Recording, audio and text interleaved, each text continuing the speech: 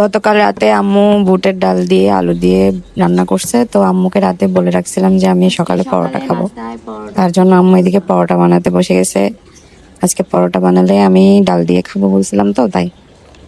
তো এদিকে আম্মু তো সকালে শুরু করে দিয়েছে মলা।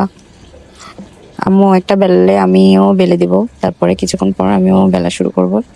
আম্মুকে বলছি তুমি একটা বেলো, আমি বেলবো, বাকিটা তুমি ছেঁকে নিও। তো এদিকে আম্মু পরোটা বেলা শুরু করে দিছে। এই যে উঠছে উপরে, হ্যাঁ ছোট্ট বানা মানা। আমি আর আমার মনে বসে আছি আম্মুর পাশে, আর আম্মু পরোটা বেলতেছে। আম্মু এগুলোকে চার কোনা করে বেলবে পরোটাগুলোকে।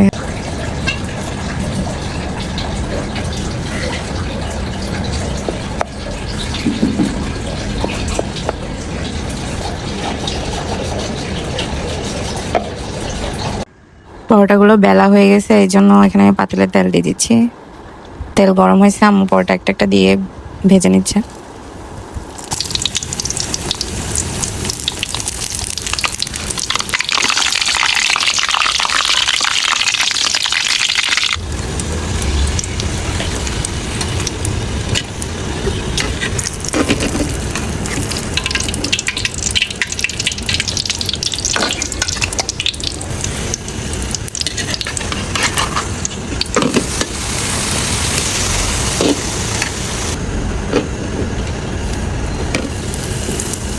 ওইদিকে আম্মুর পরোটা ভাজা শেষ, আমি আবার এখানে বসে বসে প্লেট একটা নিয়ে তরকারি নেওয়ার জন্য।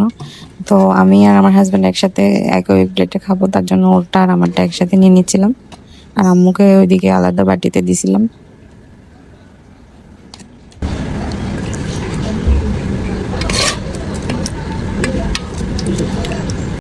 আমি আবার খেতে বসে পড়ছি এখানে। এই তো তরকারি দিয়ে বুটের ডালগুলো, বুটগুলো একদম আমিষ হয়ে গেছে, আর অনেক মজা হয়েছিল। আম্মু রান্না করছে গতকাল রাতে।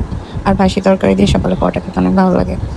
মাঝে মধ্যে খাওয়া পরে ডেলি ডেলি খাওয়া সম্ভব না, ডেলি খেলে আবার গ্যাস্ট্রিকের প্রবলেম হয়। তা আজকে অনেকদিন পরেই পরোটা বানানো হয়েছে, এতদিন বাইরে থেকে নাস্তা এনে খাওয়া পড়ছে। আজকে অনেকদিন পর পরোটা বানানো হয়েছে ঘরে। আজ এ পর্যন্ত, সবাই ভালো থাকবেন, লাইক কমেন্ট ফলো করে পাশে থাকবেন। আসসালামু আলাইকুম।